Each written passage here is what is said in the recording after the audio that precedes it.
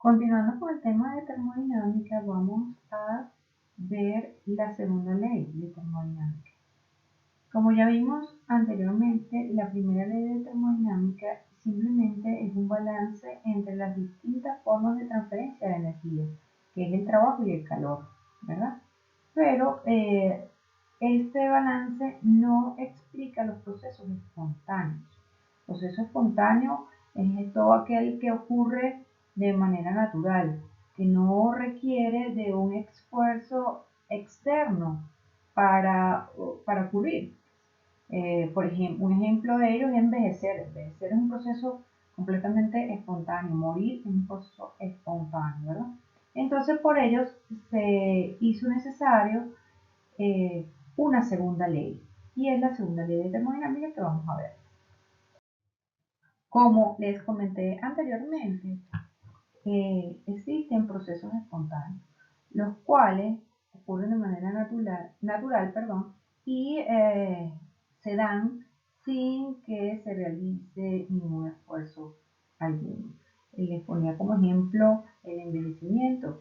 Fíjense que en estas fotos lo podemos ver, procesos como la oxidación del hierro cuando está expuesto al aire libre, también es un proceso natural, y la caída de agua también son procesos espontáneos o digamos que naturalmente ocurren. ¿Okay? Entonces, todos esos procesos espontáneos tienen que incluirse o se incluyen en una segunda ley de termodinámica y también una nueva función de estado, que ya la vamos a ver. Cuando hablamos de esa nueva función de estado, inferimos que el desorden juega un papel importante para definir las propiedades del sistema. Fíjense que, por ejemplo, al expandir el gas, cualquier gas, aumenta la libertad para moverse, ¿verdad? A diferencia de un sólido. Y desde el punto de vista molecular, ¿verdad? Aumenta también así el desorden, ¿ok? Ya que tiene mayor libertad para moverse. Lo podemos ver en este ejemplo, cuando pasamos de un sólido a un líquido y de un líquido a un gas, el sistema, ahora estas moléculas acá en el líquido tienen mayor grado de libertad para moverse, igual que del líquido al gas. Entonces, aumenta el estado de agregación, pero también así aumenta la movilidad o el desorden de las moléculas. También lo podemos observar cuando mezclamos un sólido y un líquido que formó una disolución. Y si lo vemos aquí en la gráfica, entonces aumentaría el desorden. Esa propiedad es lo que se conoce como la entropía. ¿Okay? Entonces, definiendo, la entropía es una medida del grado de desorden de un sistema y debe ser una función de estado. ¿Okay? Ahora vamos a ver, ¿no?, cómo es el cálculo de esa entropía. Bueno, aquí también tenemos otro esquema o ejemplo donde vemos que si pasamos de estado sólido a líquido, ¿ok? Hay un aumento de entropía, ¿verdad? Y del líquido al gas, como ya lo vimos, también hay un aumento de entropía. Y en el proceso contrario, ¿verdad? Hay una disminución de la entropía al pasar de gas a líquido y asimismo de líquido a sólido. O sea, cuando aumenta el grado, el orden molecularmente hablando, como en el caso del estado más ordenado que es el sólido, pues allí hay una disminución del desorden, por lo tanto una disminución de la entropía. Ahora bien, ¿cómo medimos esos cambios de entropía? Por definición, ¿verdad?, se define que esos cambios de entropía, cuando son cambios infinitesimales, son exactamente igual a la diferencia de calor entre temperaturas. Dicho de otra manera, la entropía del universo tiende a aumentar durante un proceso espontáneo. Es decir, ese cambio de entropía es mayor que cero y alcanza un máximo cuando el sistema llega al equilibrio. allí la entropía o el cambio de entropía es igual a cero, es decir, no hay un cambio en la entropía del sistema. También si nosotros queremos calcular cuánto vale ese diferencial o esa diferencia de entropía ya para un cambio mayor, no infinitesimal sino mayor, bueno, simplemente hacemos la integral desde ese estado 1 hasta ese estado 2 de ese diferencial de calor entre T. Si el proceso es reversible, cuando nosotros trabajamos con proceso reversible, tenemos el valor de Q reversible. Entonces simplemente ese cambio de entropía va a ser igual a esa Q reversible entre la temperatura.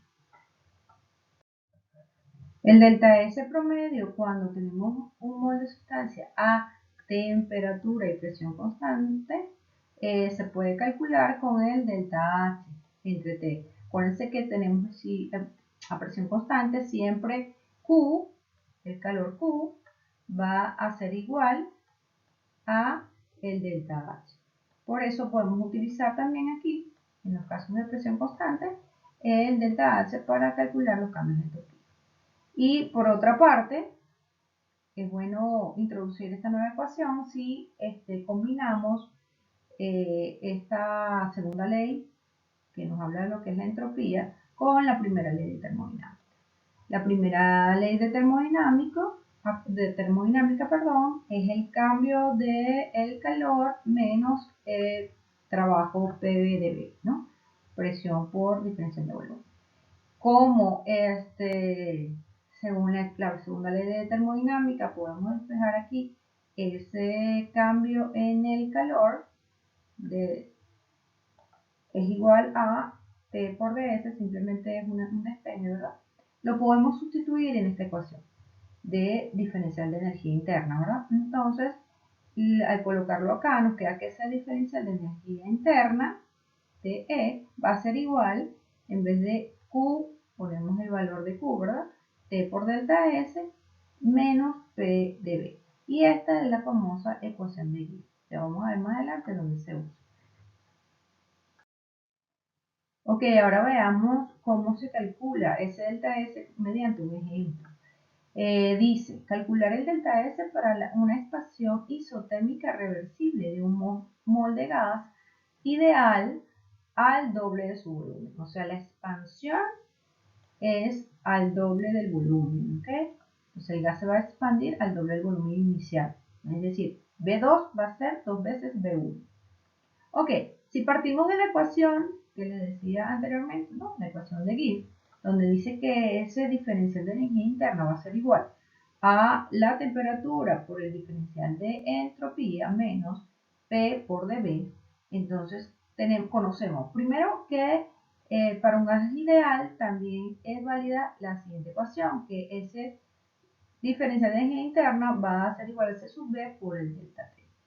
Entonces, despejamos el diferencial de entropía, que es el que nos interesa calcular, y sustituimos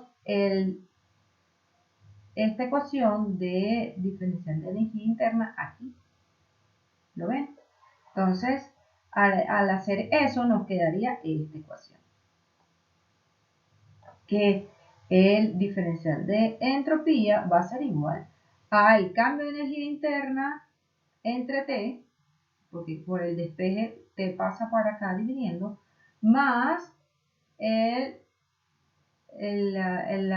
producto de la presión por el diferencial de volumen entre T, que también pasó para el denominador, ¿no? Como nos decía el problema que estamos a temperatura constante, pues este diferencial de temperatura de este primer término en la ecuación es igual a 0 y por lo tanto se cancela y me queda que el cambio de entropía va a ser igual a la presión por el diferencial de volumen entre la temperatura. Como estamos hablando de gases ideales, la presión va a ser igual a lo que dice la ley de gases ideales, que va a ser igual a nRT sobre B. Y esta temperatura es la que ya estaba allí en la ecuación, ¿ok? Ok, aquí cancelamos los términos que se pueden cancelar, que es la temperatura en este caso, y la ecuación queda así, ¿verdad? NR, diferencial de volumen entre volumen.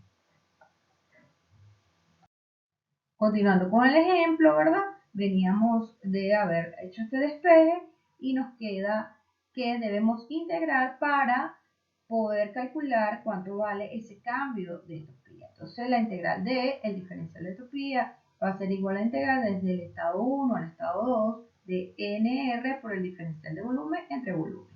¿Ok?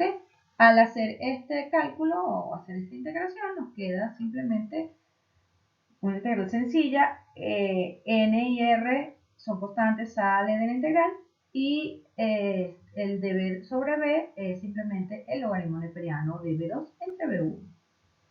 Como el enunciado del problema nos dice que se expande al doble del volumen, entonces podemos decir que el volumen 2 va a ser igual a 2 veces el volumen 1.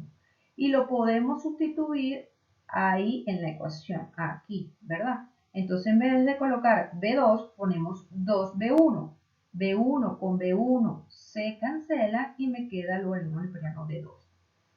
Colocamos el resto de la información de los valores aquí en la ecuación y simplemente calculamos cuánto vale este cambio de entropía, que para este caso es 1,38 calorías por Kelvin. Acuérdense que siempre la entropía viene en unidades de energía o de calor